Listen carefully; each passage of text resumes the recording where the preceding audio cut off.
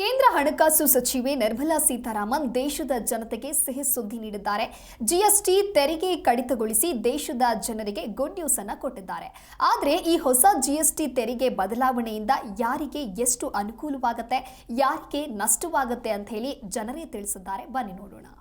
GST ಕಡಿತದಿಂದ ಭಾಳ ಜನಕ್ಕೆ ಅನುಕೂಲ ಆಗಿದೆ ಸರ್. ಎಸ್ಪೆಷಲಿ ಸ್ಟೂಡೆಂಟ್ಸಿಗೆ ಮತ್ತು ಲೈಫ್ ಇನ್ಶೂರೆನ್ಸ್ ಕಟ್ಟಿಲ್ಲ ಅವರಿಗೆ ಭಾಳ ಅನುಕೂಲ ಆಗಿದೆ ಸರ್. ಲೈಫ್ ಇನ್ಶೂರೆನ್ಸ್ ಮೊದಲು 15% ಇತ್ತು, ಈಗ ಅದನ್ನು 0 ಮಾಡಿದ್ದಾರೆ. ಹಂಗಾಗಿ ಬುಕ್ಸು ಮತ್ತು ಸ್ಟೂಡೆಂಟ್ಸ್ ಏನಿದೆ ಎಲ್ಲ ಇದ್ರ ಮೇಲೂ 0% ಮಾಡಿದ್ದಾರೆ.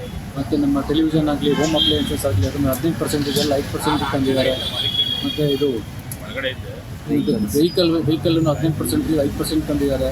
ಅದು ಸಿ ಸಿ ಮೇಲೆ ಡಿಪೆಂಡ್ ಆಗಿದೆ ಸರ್. 1400 cc ಇಂದ 2000 cc ವರೆಗೂ ಒಂದಿದೆ, ಮತ್ತು 1500 4000 cc ವರೆಗೂ ಒಂಥರ ಇದಿದೆ ಸರ್.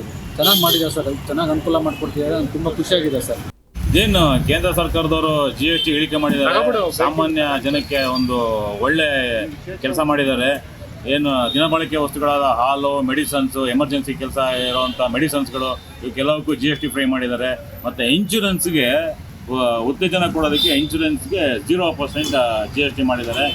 ಆಮೇಲೆ ಬೈಕ್ಗಳು 350 cc ಕಮ್ಮಿ ಇರೋವಂಥ ಬೈಕ್ಗಳು, ಬಡ ಜನರು ಬೈಕ್ಗೆ ಯೂಸ್ ಮಾಡೋವಂಥದ್ದು ಮತ್ತು ಕಾರ್ಗಳು ಯೂಸ್ ಮಾಡೋವಂಥದ್ದು, ಏನು ಕಮ್ಮಿ ಇರೋವಂಥ ರೇಟ್ ಇರೋವಂಥ ಕಾರ್ಗಳಿಗೆ GSTನ ಕಮ್ಮಿ ಮಾಡಿದ್ದಾರೆ. 28% ಇಂದ 18%, 18% ಇರುವಂಥದ್ದನ್ನು 5%, 12% ಈ ಥರ ಮಾಡಿದ್ದಾರೆ. ಇದು ನಮ್ಮ ಭಾರತ ದೇಶ ವಿಶ್ವಗುರು ಆಗೋದಕ್ಕೆ ಒಂದು ಮುನ್ನುಡಿಯನ್ನು ಕಾಣ್ತಾ ಇದೆ.